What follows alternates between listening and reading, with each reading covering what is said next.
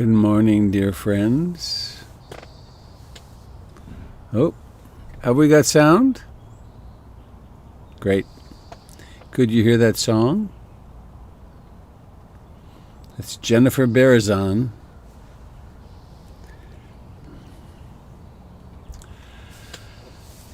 I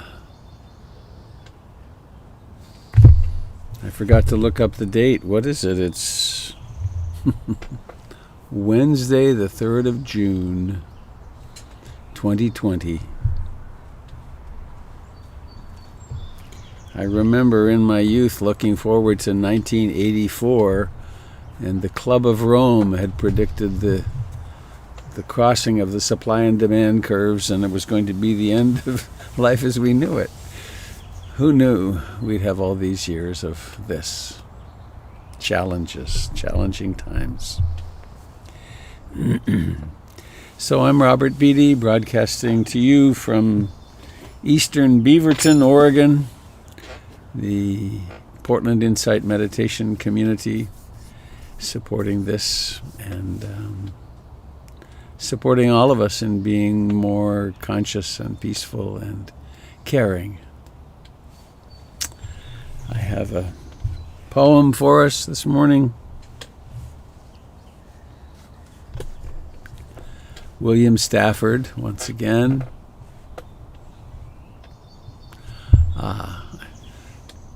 Housekeeping items. Turn this on.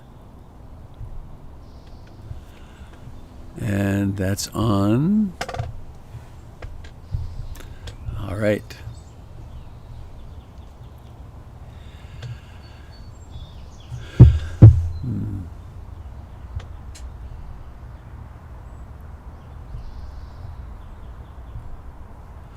You are co-host Jim, and you're showing as me again.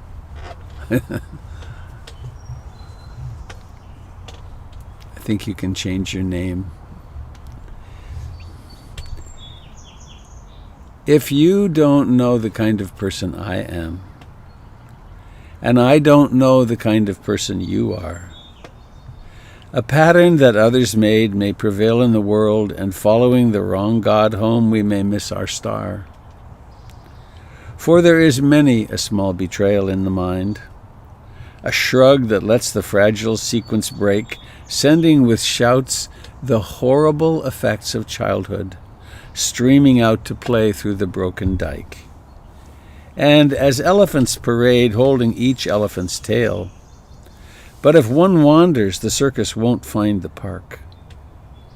I call it cruel, and maybe the root of all cruelty, to know what occurs, but not recognize the fact. And so I appeal to a voice, to something shadowy, a remote, important region in all who talk. Though we could fool each other, we should consider, lest the parade of our mutual life get lost in the park. For it is important that awake people be awake. For a breaking line may discourage them back to sleep. The signals we give, yes or no or maybe, should be clear. The darkness around us is deep. If you don't know the kind of person I am, and I don't know the kind of person you are, a pattern that others made may prevail in the world, and following the wrong God home we may miss our star. For there is many a small betrayal in the mind, a shrug that lets the fragile sequence break, sending with shouts the horrible effects of childhood, storming out to play through the broken dike. Now that's a couple of lines, isn't it? Aren't they?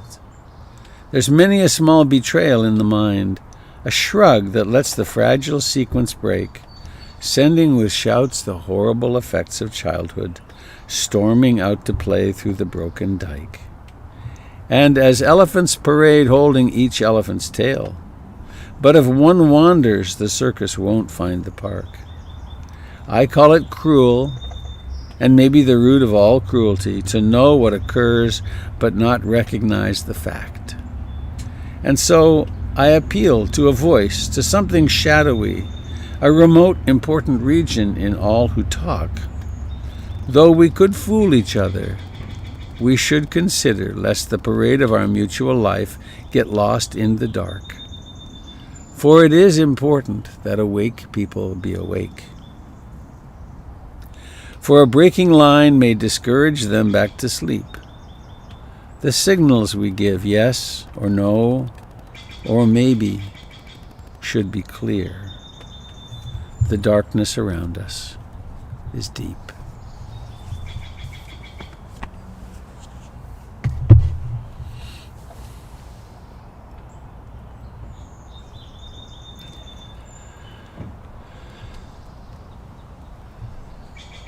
And I think the times are quite perfect for a reciting together of the Metta Sutta, the Buddha's teachings on loving kindness. And this is it's the most beloved and most published and printed and so on teaching from the Buddha. And I never heard it myself, but I had friends who lived in Thailand. And in the villages, one could hear parents chanting this with their children in the mornings. And it's an admonition or an encouragement to cultivate in all activities an attitude of love and compassion toward all beings. So please join with me if you wish, and to reflect upon the meaning of the words as we go. Now let us chant the Buddha's words on loving kindness.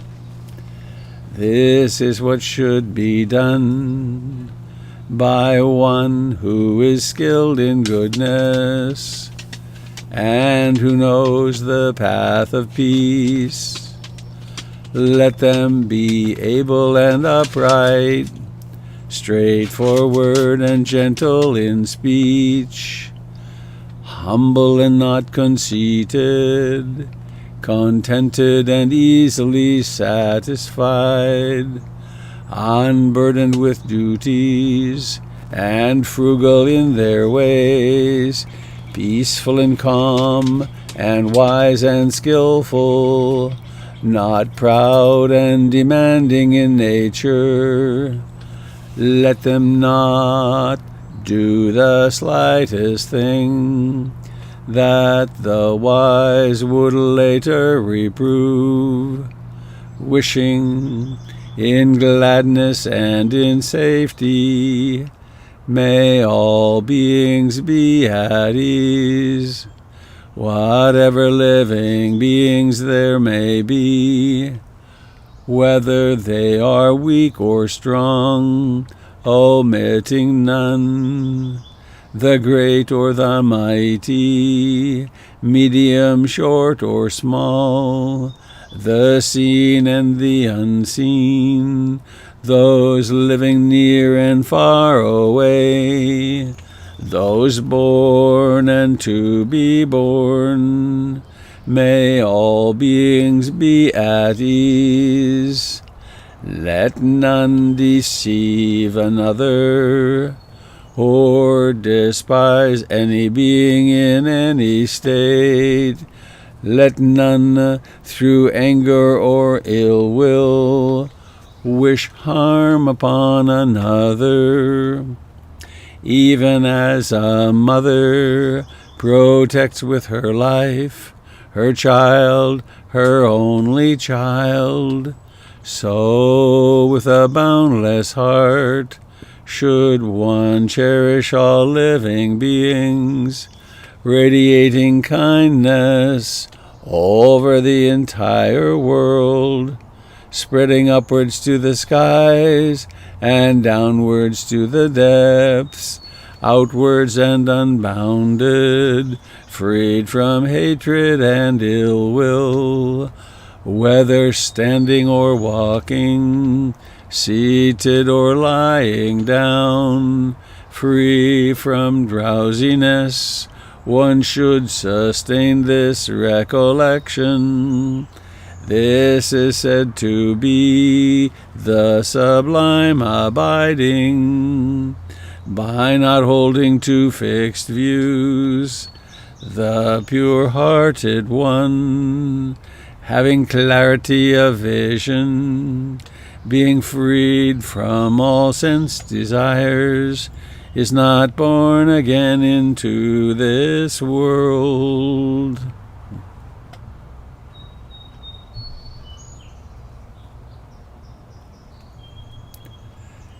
Isn't that a beautiful aspiration? Even as a mother protects her only child, her only child.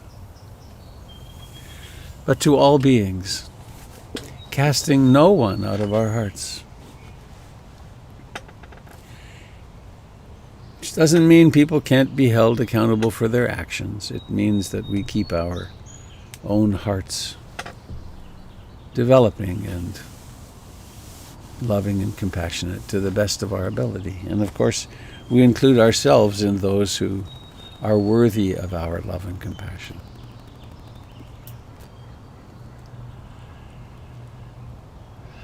So now,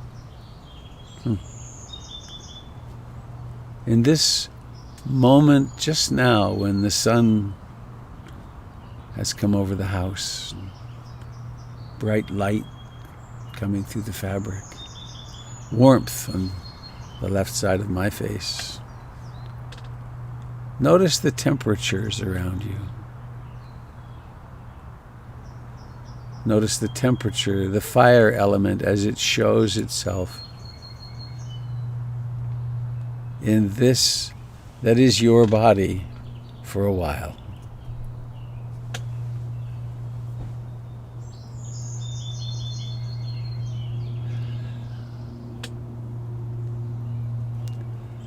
Notice that the body has so many sensations: contact, pressure. There's the proprioceptive sense where you can know the posture, the uprightness of the body.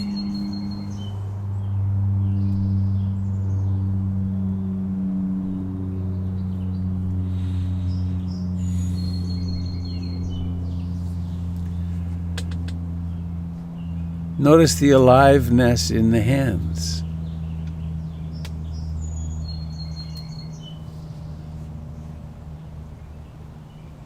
And whenever I do that, bringing awareness into the hands, it becomes apparent that there aren't hands in the direct experience. There's just sensations.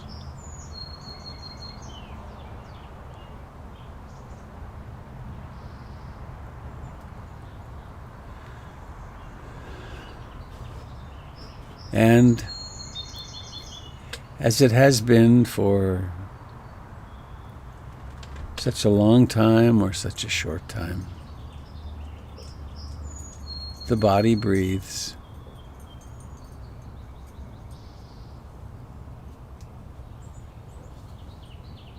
And through some utter mystery, we can exert some will, some intention, and awaken in the sensations of breathing.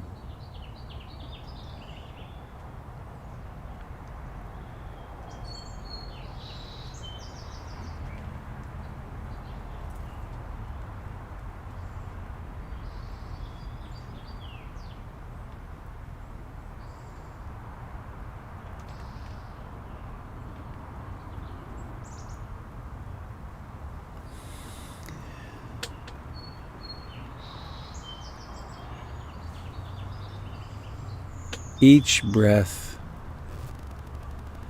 has a beginning.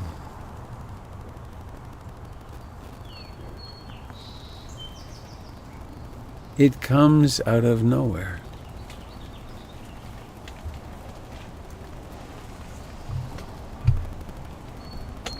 It truly doesn't exist.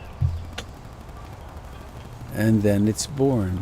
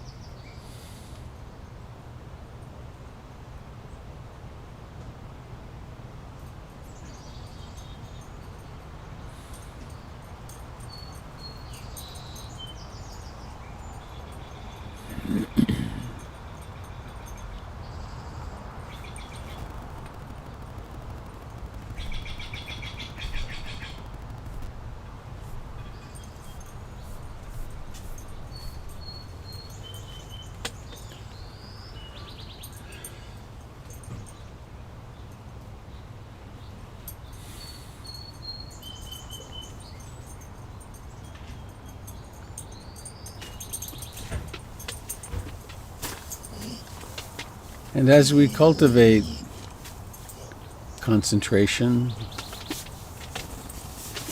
and mindfulness, knowing what's going on,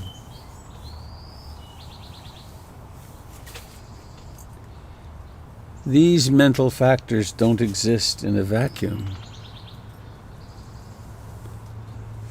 They're held in the container of love and compassion.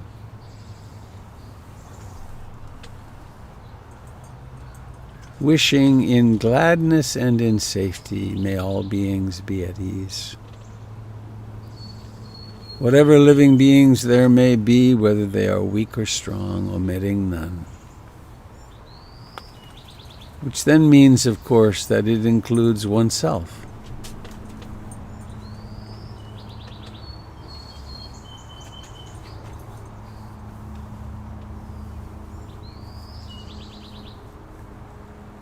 So holding yourself in love, and love meaning there's room for everything,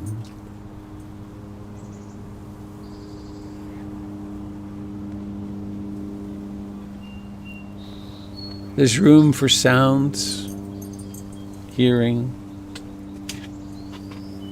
there's room for the wandering mind, the sleepy mind,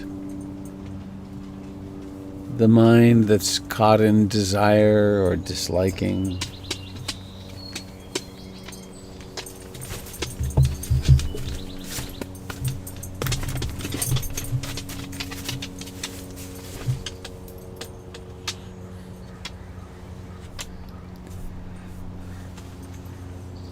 There's room for tranquility and ease and contentment.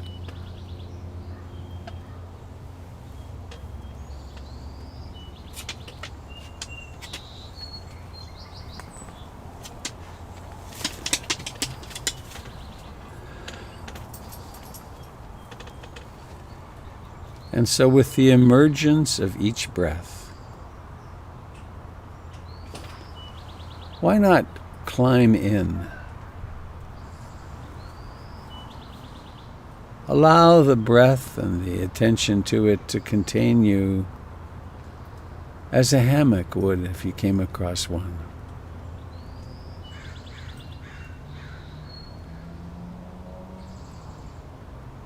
It really is okay to rest in this breath, in this moment of awareness.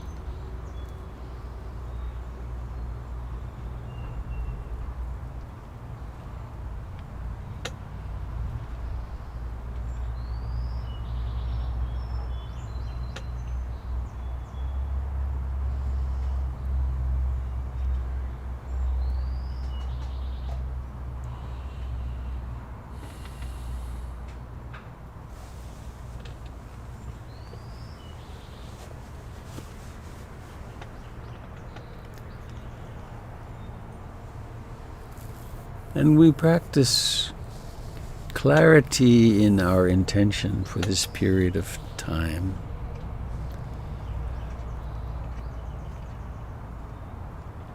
My intention is to abide in the present moment with whatever arises, and to come home to the aliveness of the body and the breathing, and therefore live in the present moment for a while.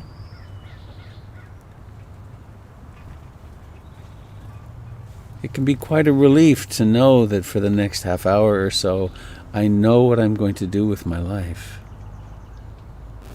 and nothing else matters. There's nothing to figure out. There's nothing to grasp or push away.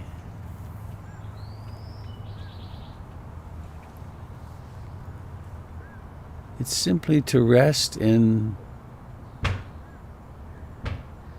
being.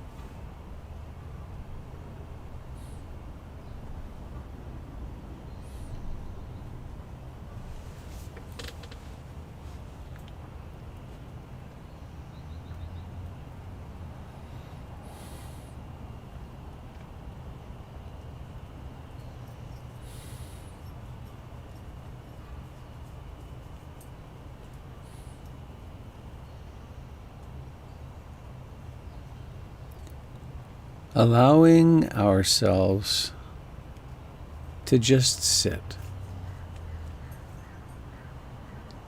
to sit still,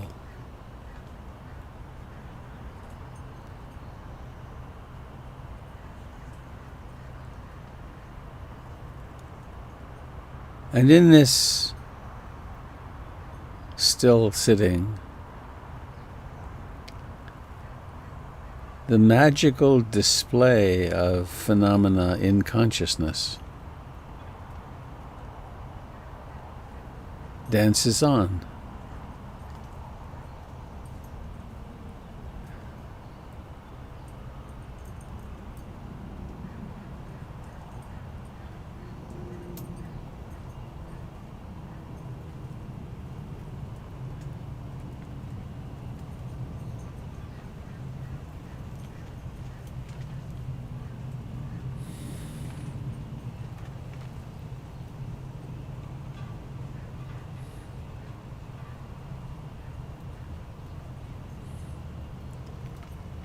Each breath, each thought is the ultimate teacher of impermanence.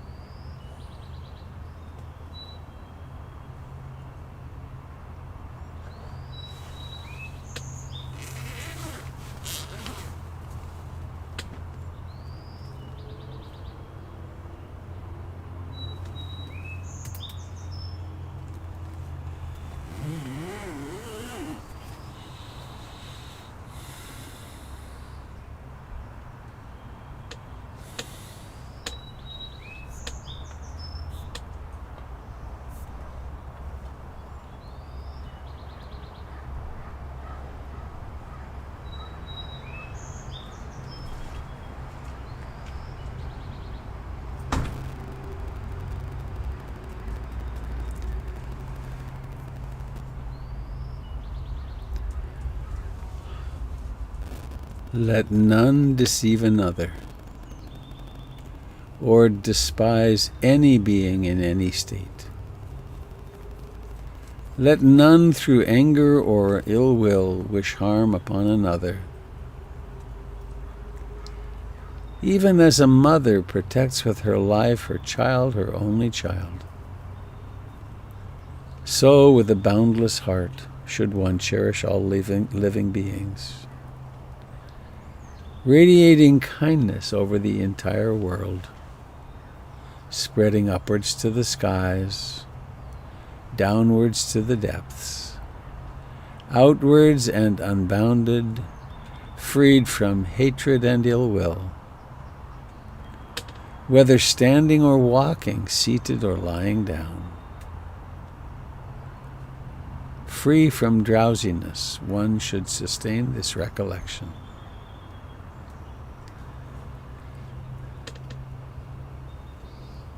And so from the quiet that develops in our hearts, in our consciousness from sitting still,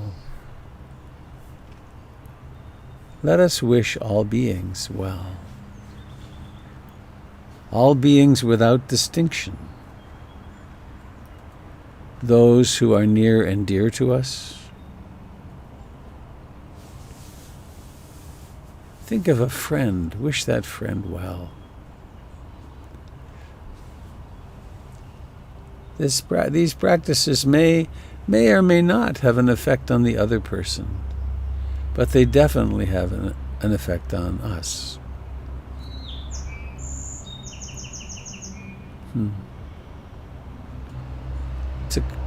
To fabricate, to create, to practice a mind which turns to blessing, which turns to loving and compassion.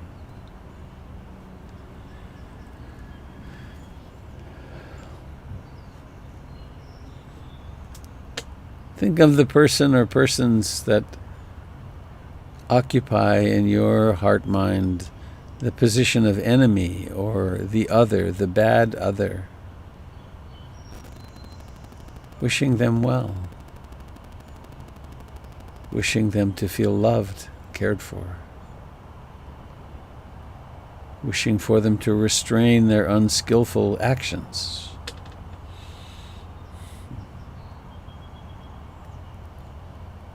And in this way we reduce and then cease our practices of enemy imaging. And we move in the direction of true seeing, which is our absolute interbeing with all of life.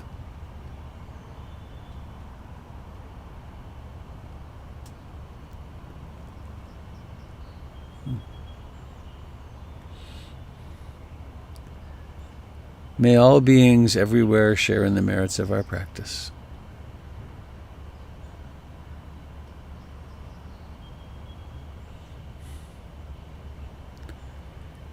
And please, as we close, let's think for a moment. I invite you to think for a moment about your teachers. The people in this lifetime who have held you aloft and said, go this way. This is the way toward real happiness. From that kindergarten teacher to the 5th grade social studies teacher, or your various spiritual teachers. Lifting them aloft in your own heart, the giants upon whose shoulders we stand.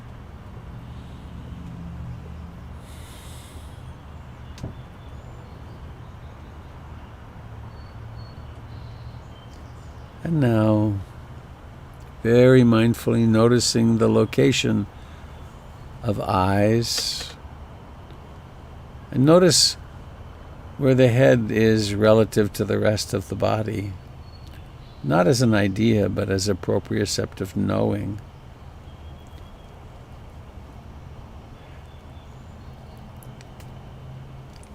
And then noticing the intention to allow the eyes to open.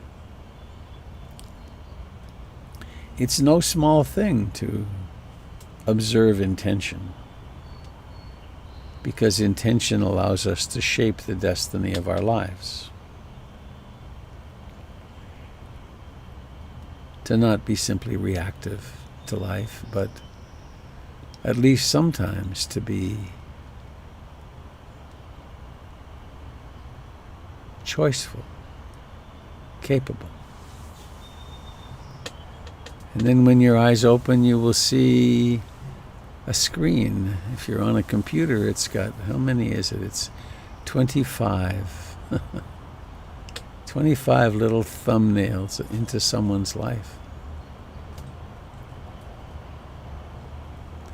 Maybe let's give ourselves a moment to stretch mindfully. Notice the phenomenon of knowing what you're going to do. Yeah. And then creating a little room to live in for the day.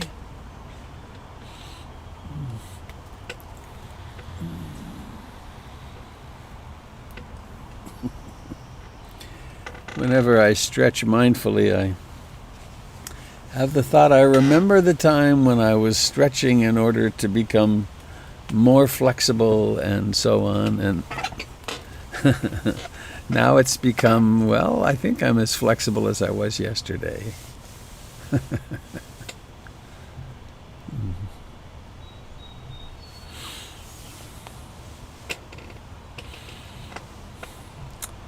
Well, these are, I should do announcements, I guess. There is in the chat a link which will take you to a program called Acceptiva that will provide you with the link which we will be using next Monday, June the 8th. We will be abandoning this Zoom link and going to that new one. It also exists already. The link to Acceptiva exists on the portlandinsight.org website. It came to you if you're on the listserv in the digest.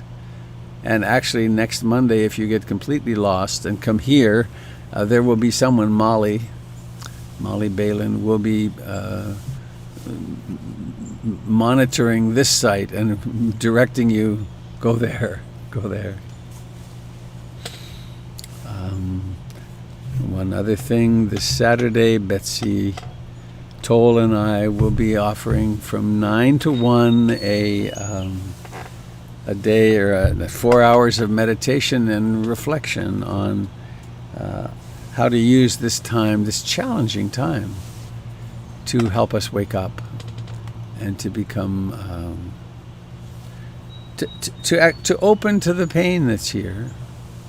We're actually following the model of Joanna Macy, who I've done a little bit of training with, and Betsy's done a lot, of opening up to the anguish of experiencing the pain that's here, and then also finding our place in the world from which we then can stand and face into the future and bring our one-of-a-kind contribution.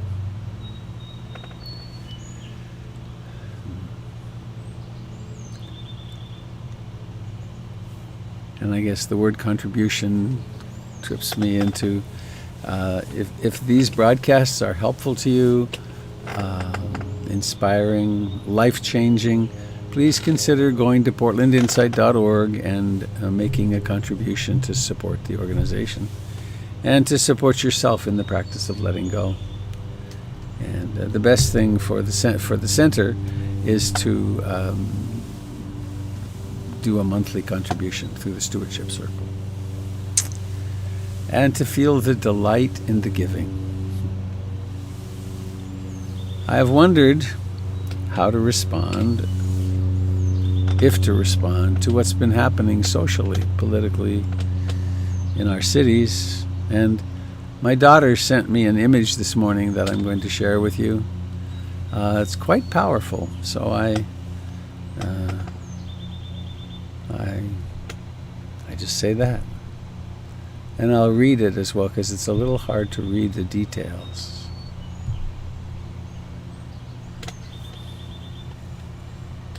So, Martin Luther King Jr., and I'm going to magnify this.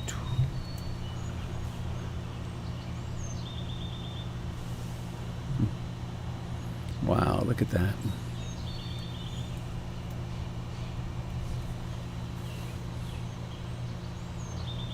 A quote. I have almost reached the regrettable conclusion that the Negro's great stumbling block in his stride toward freedom is not the white citizens' counselor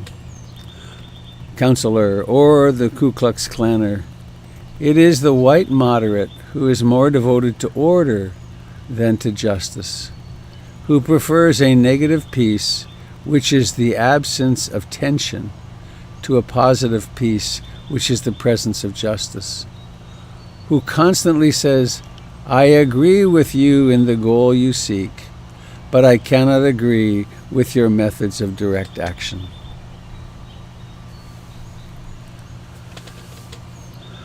What a dilemma we're in.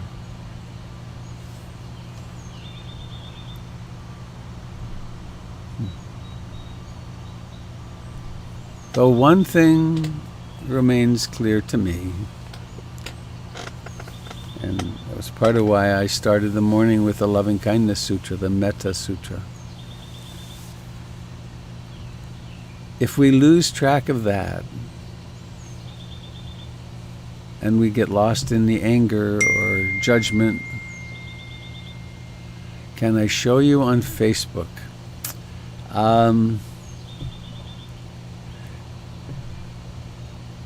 No.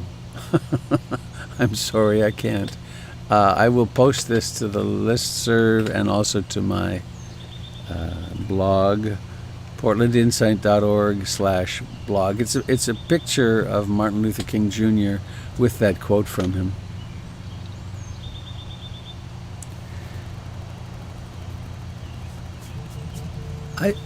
I find myself quite unsettled by all of this.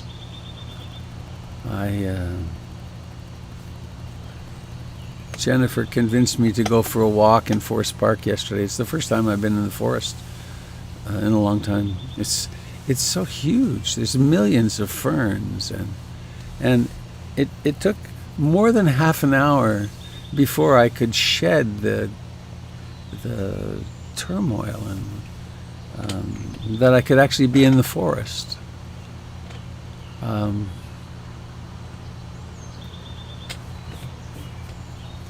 So there's so much happening, and I guess my primary role, the place that I occupy, is to invite all of us, take enough time. Take enough time to find your own tranquility and ease in the midst of it all. And then whether you're called to march or contribute or be oppositional, to do it from a place of as loving as we possibly can. Because the outcome when we're not loving is not great.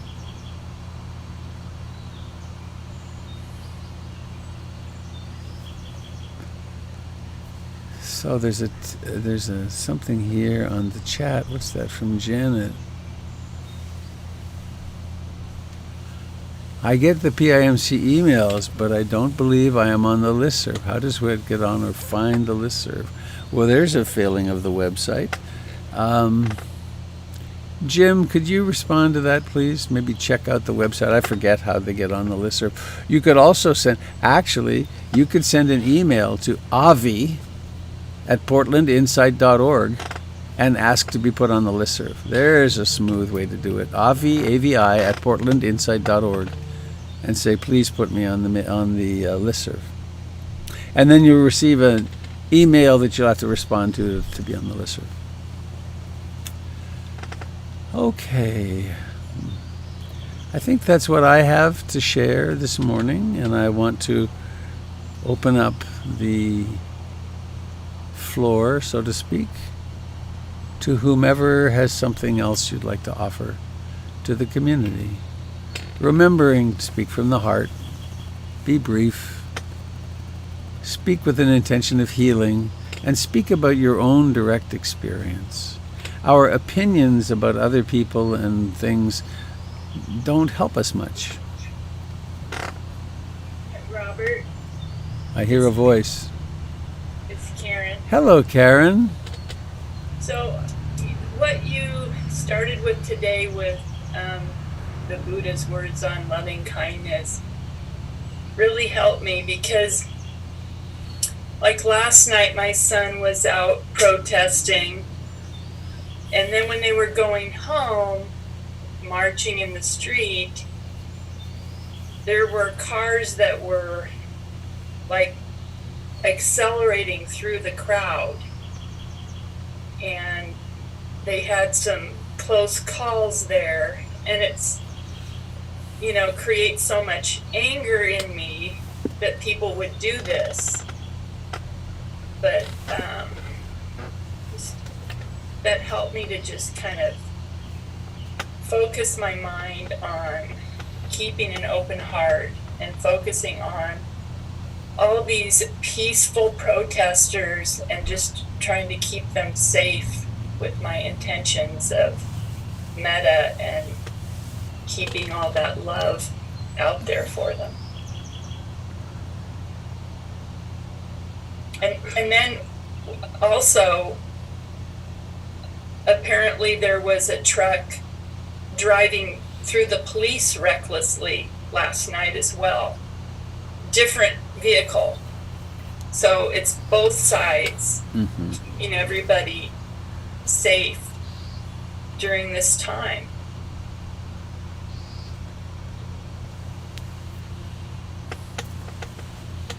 Thank you, Karen. I'm glad your son's okay. My stepdaughter was downtown last night and had a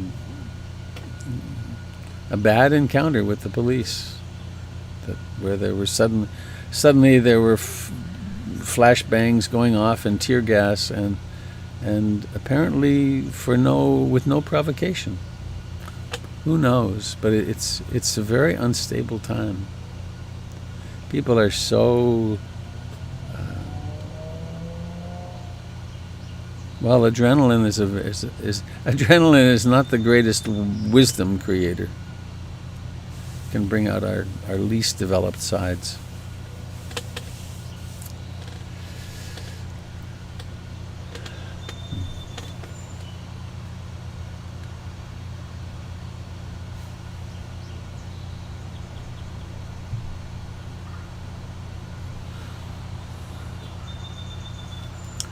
Whoa.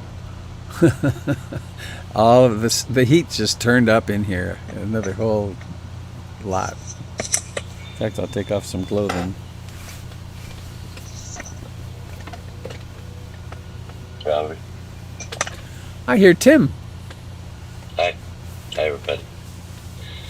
I went down to the demonstrations for a while yesterday. And I noticed several things. One, age of the people was there was almost entirely what I would guess to be in the 20s. I was the only person around with gray hair. And that's unusual from demonstrations and stuff that I've been to in the past. There's generally a good representation of older folks.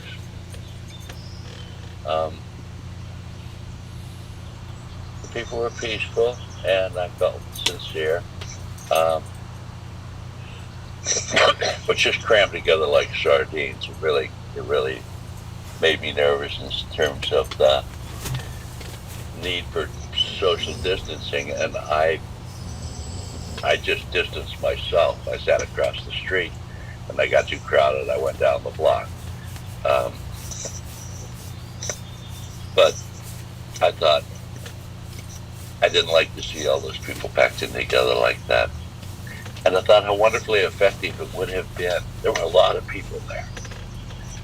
And I was there early. I split early. There were a lot of people there. I thought how wonderfully effective it would have been if those 500 people, or however many they were, had been distanced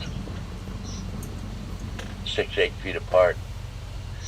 It would have covered 20 blocks. It would have been really amazing. Anyhow,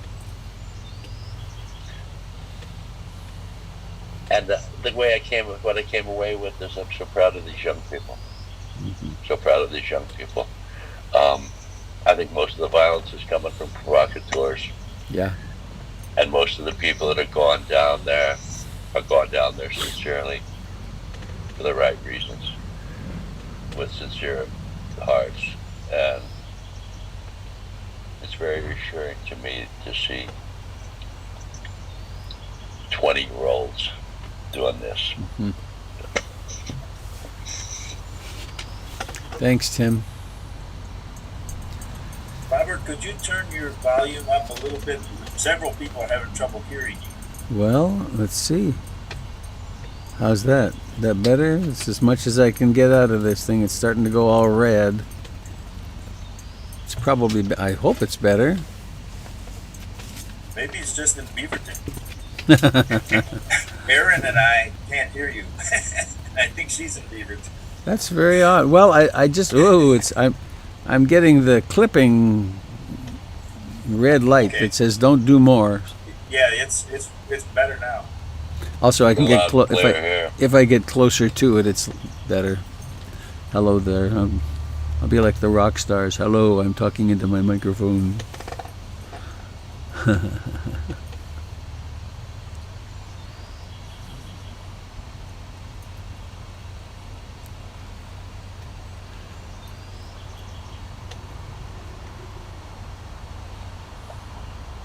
Robert, can you hear me?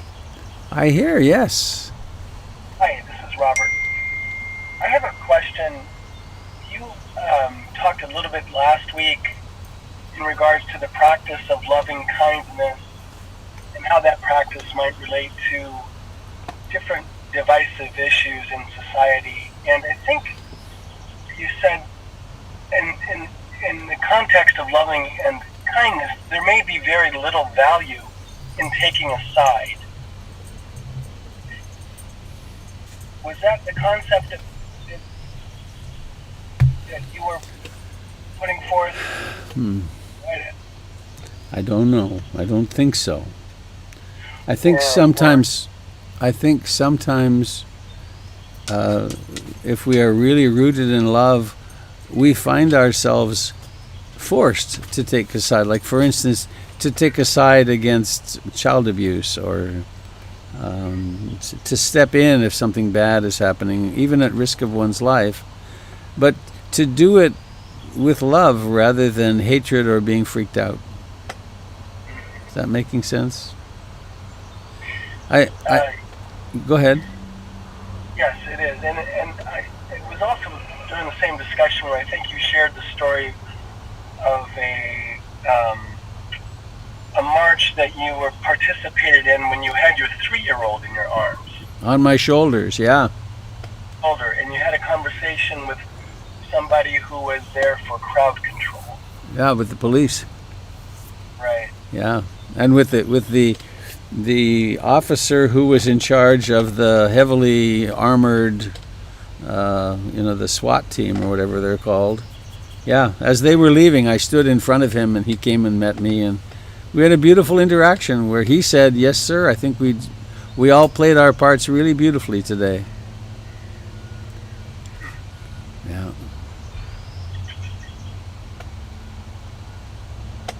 Okay, well, thank you. Robert, this is Erin. Hello, Aaron. I see you. Hi. Hi. How you doing? Ugh, that's a rough question. I know, I could tell. I've been struggling the last couple days with feeling just as upset about the destruction of our city and the looting and small businesses, and I'm upset about both issues. I feel equally. I grew up under a cop, and I watched him dedicate his life to protecting others, and he made mistakes, but everybody does. And when I see F cops spray painted all over the city, I'm really heartbroken by that. The police are our allies in the emergency department. Sometimes they really help us when we have somebody very violent there that we have to take care of. And I don't know how to be on both ends of it. I'm just really upset by the whole thing, and I don't know.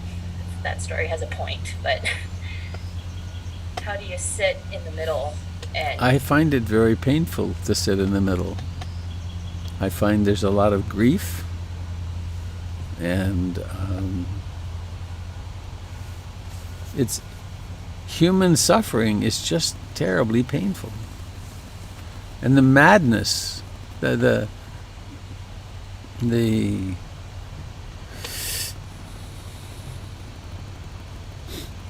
that poem that I read this morning about really touches me, that the horrible effects of childhood can come roaring out through the broken gate, that every single person in every single person, but those people confronting each other across the barricades and so on, it's also a group of little kids who have their childhood issues and their unresolved emotional trauma, and they get provoked, and then they get lost in the provocation, and then the for whatever reason, the people who are doing the damage to businesses and so on, they too are acting out their childhood craziness and the conditioning that they've had. And I listened recently to a really interesting podcast. It was on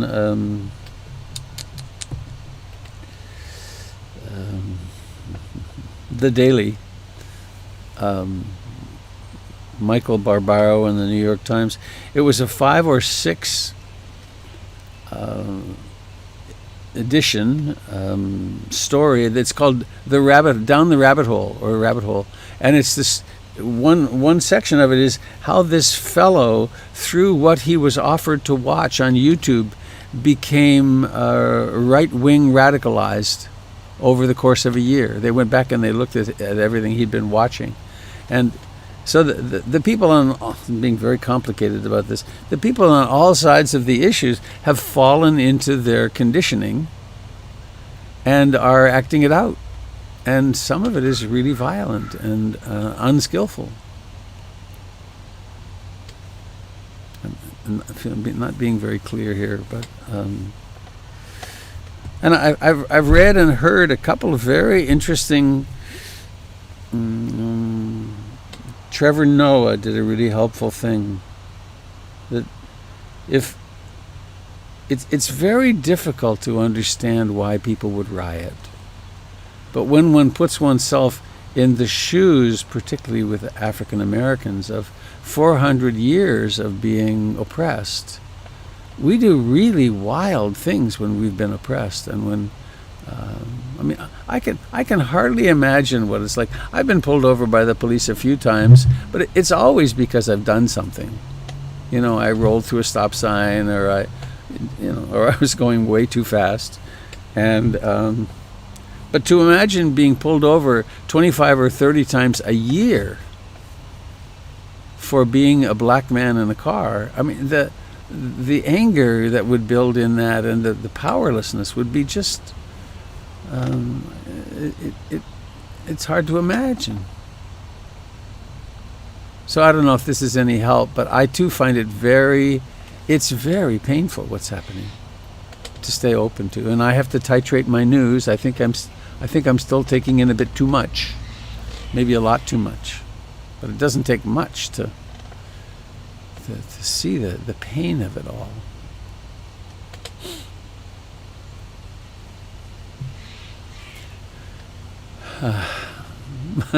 My intention is to be comforting, and I have a sense I'm just kind of pouring a little kerosene on the fire here.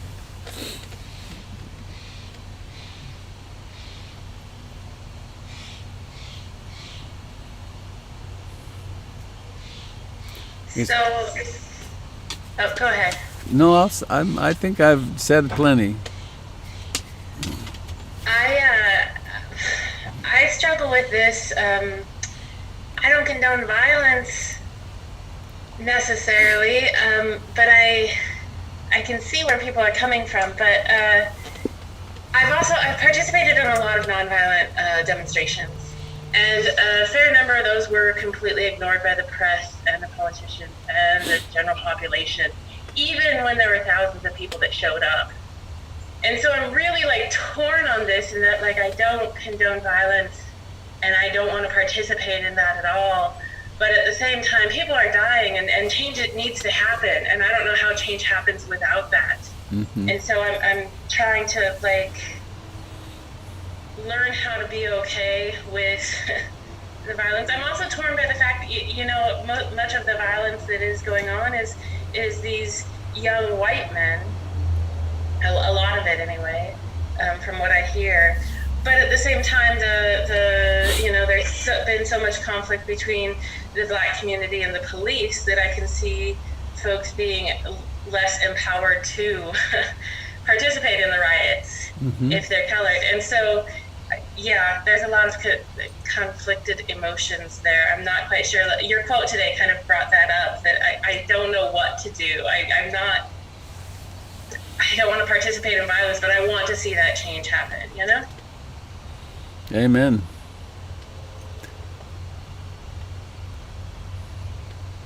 There's a term that's bandied about in the Buddhist world of that practicing don't know mind. That yeah.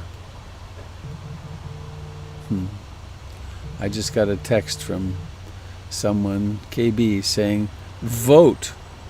Participate in voter registration. Take action.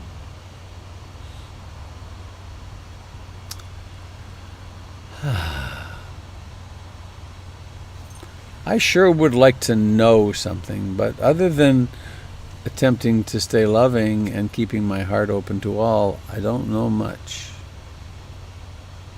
Certainly about how to relieve a social ill that is as deep as racism.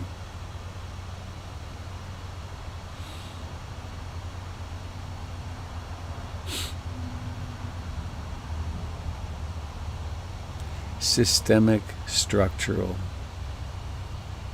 cultural racism.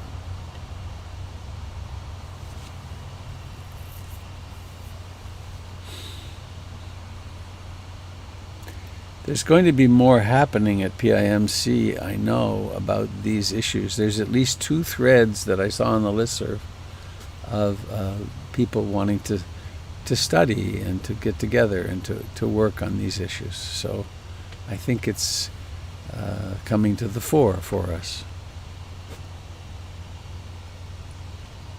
Robert? A voice.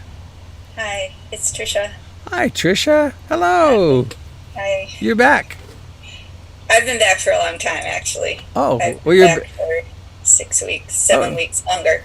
You're back Anyway. in my consciousness right here. Hi. Hi.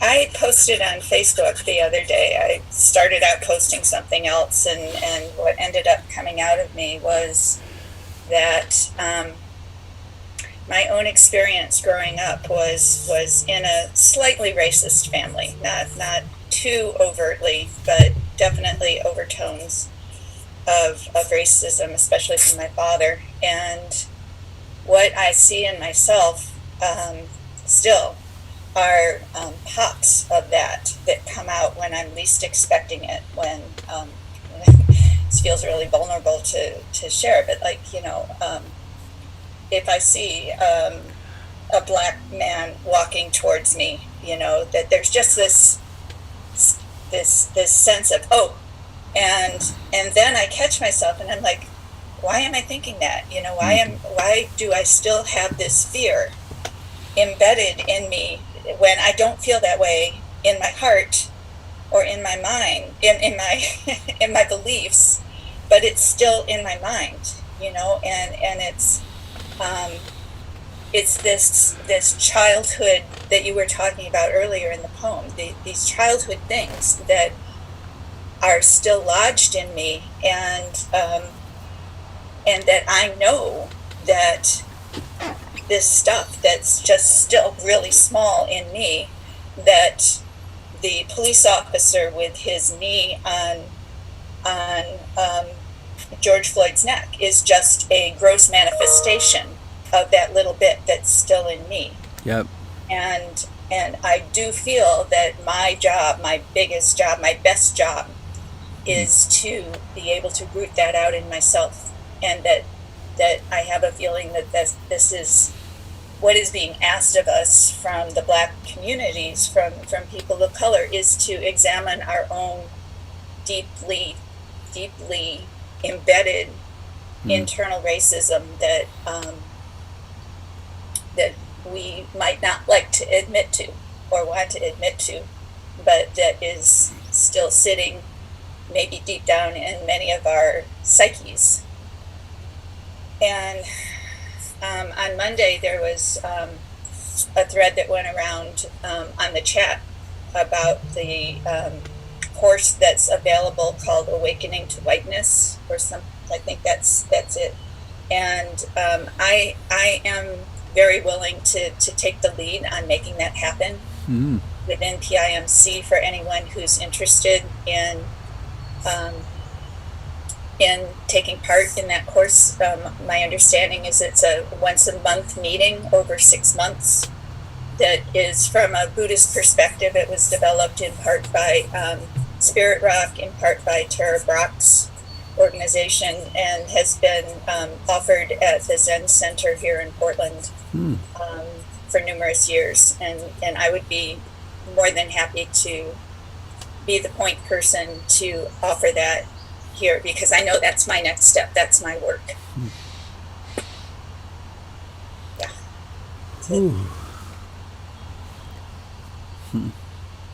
How beautifully just like you to be so beautifully vulnerable and to say you'll do something about it. Thank you. I should, how to proceed? I guess listserv is the best way. I will also put my email address in the chat, and anybody who's interested can contact me directly, and I'll put together a list from there. Okay, thank you, Patricia. Trisha. Either way. I know. I really appreciate and vibrate strongly with your experience of this.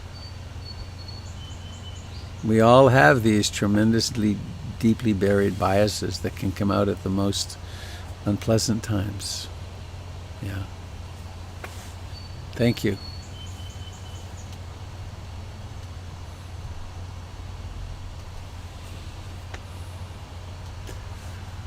Whew. Well, 10 after 8, I must go relatively soon. Anything sitting? I bet there is. We could take this for quite a ride, I think, if we had the time. Is that Chris? Eric? Hi, guys. Normally I'm too shy to talk on video, but I guess this morning what's really been calling my heart is that I understand that capitalism has conditioned us to value property, but and it hurts my heart to see too, but human life is always more valuable, and it's only conditioning that could ever have us look at the two pictures and consider it in any way comparable or equal. And it's human beings pleading for their life, and the fact that they have to plead so loudly just speaks to the real pain. And we cannot look at property of any kind as more valuable than human life. And I guess that is just listening to this talk and all of this through this whole thing. That's just what my heart keeps pleading with people to understand is I do not agree with, I would never damage property, obviously. And to the large part, it looks like cops are provoking the riots. But whether that's happening or not, I don't know. All I know in my heart is that human life and property are not equal, and that white supremacist capitalist indoctrination is what makes us think it might be. So, I don't know. Sorry if that was a little forceful, but that was I just felt like I had to say it. Very clearly put, and I appreciate that. Thank you. Anyway, I love you all, and that's all I have to say. I don't know if you have something to say, but that's all. Well, I'd say this. A minute and a half from now, when the shame attack comes and you think, oh God, I did that wrong, just flush it. Because thank you for sharing. It was a very important thing and well put.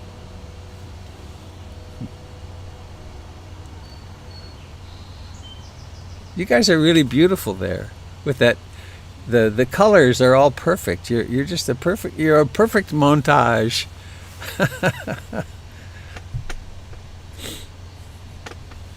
Anybody else?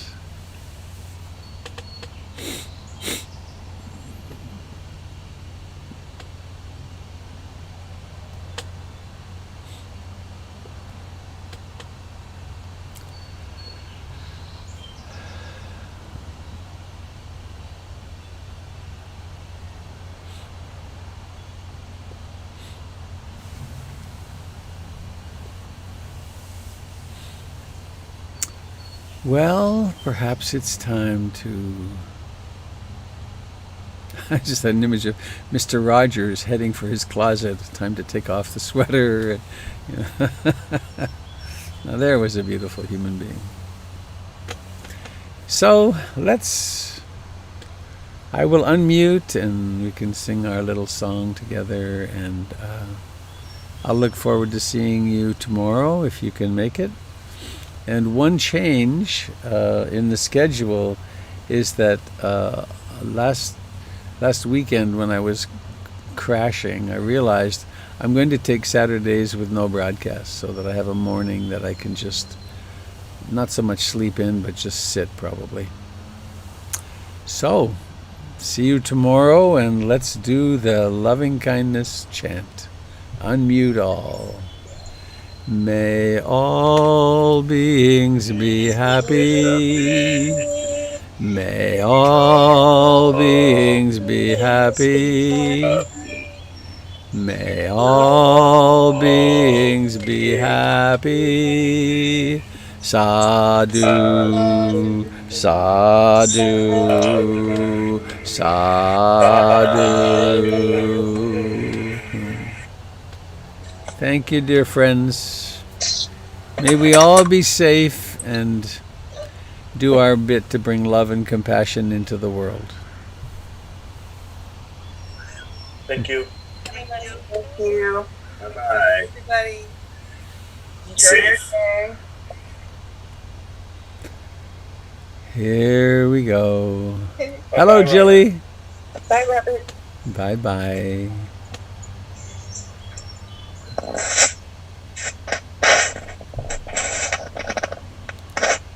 Book.